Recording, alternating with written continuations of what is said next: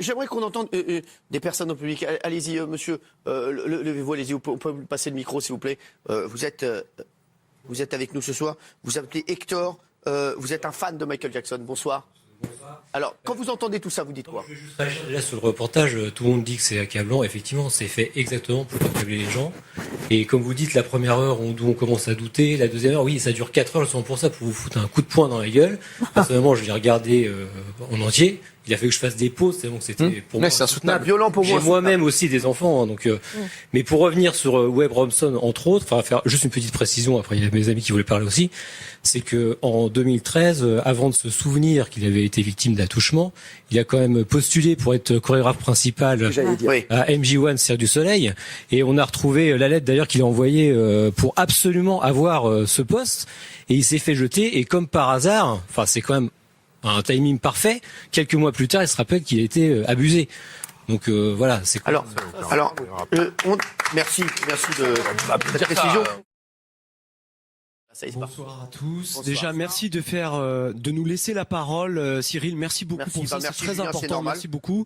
Et c'est important qu'on puisse aussi défendre la mémoire d'un homme qui n'est plus là pour le faire. Oui. Donc c'est quand même important qu'on s'attaque à une légende, très bien, à un homme qui est peut-être dans un esprit qui voulait la jeunesse éternelle, mais qui n'a pas fait de mal à ses enfants comme on peut le prétendre.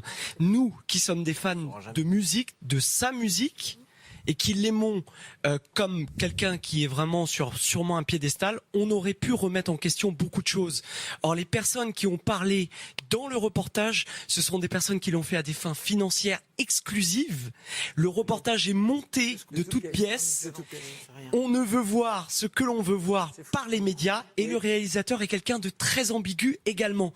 Il a déjà fait des reportages dans le passé qui mettent beaucoup en avant le côté présomptueux de beaucoup de choses. Donc c'est quelqu'un qui aujourd'hui, ce reportage, en plus payé par une chaîne américaine importante, qui n'a pas été validé et qui n'a aucun contradicteur en face.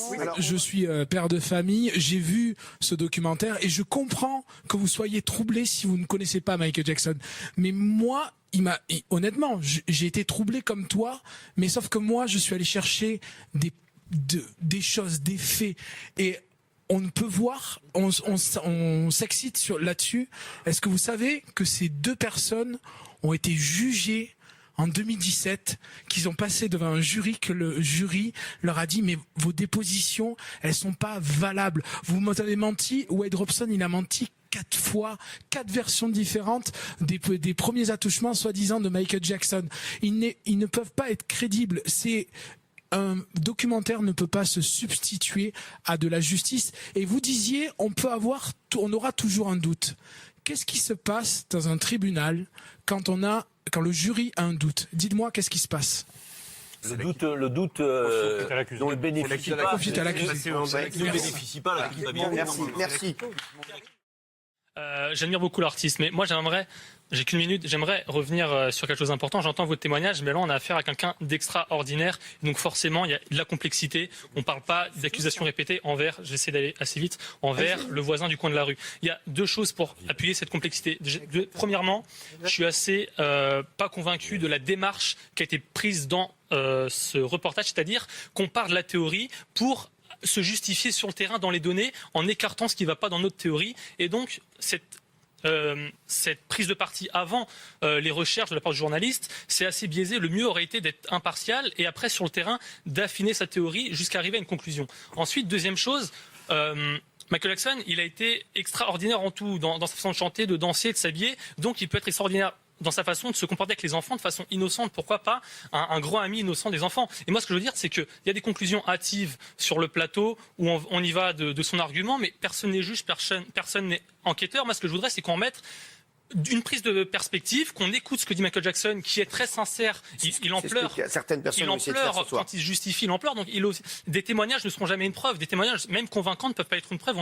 On a le scandale des couveuses du Koweït. J'ai juste quelque chose à dire, c'est qu'on ne remet pas en cause la psychologie de ces 2 témoins. J'ai 2 arguments et je vais essayer d'être très bref.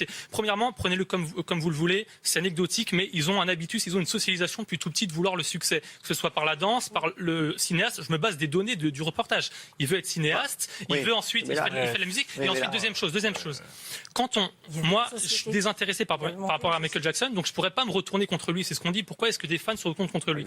Moi, je suis désintéressé, donc je pourrais pas, ça me vient pas au cœur de me retourner contre lui. Si c'est faux, évidemment, hein, si je défends Vous n'avez pas l'innocence. vécu, Mais quand on grandit avec lui, quand on l'a chez nous, qu'on lave son linge, etc., on va voir un intérêt derrière l'artiste. On va voir quelqu'un qui a un grand répertoire, quelqu'un qui a de l'argent, et donc on va avoir un intérêt et on va chercher finalement à obtenir toujours plus de choses, et c'est sans fin. On va chercher quelque chose de sans fin, et à la fin, quand l'artiste décède, eh ben, on a tellement désacralisé parce qu'on l'a côtoyé, etc., que de l'amour vient l'intérêt, de l'intérêt, si on l'a pas, vient quelque part la haine, de la haine viennent toutes les formes possibles, cumulées avec leur ambition d'avoir du succès, d'avoir. C'est bon, merci Dany, parce qu'il est tard. Merci. Et en tout cas, merci beaucoup. En tout cas, je veux voir ce que disent.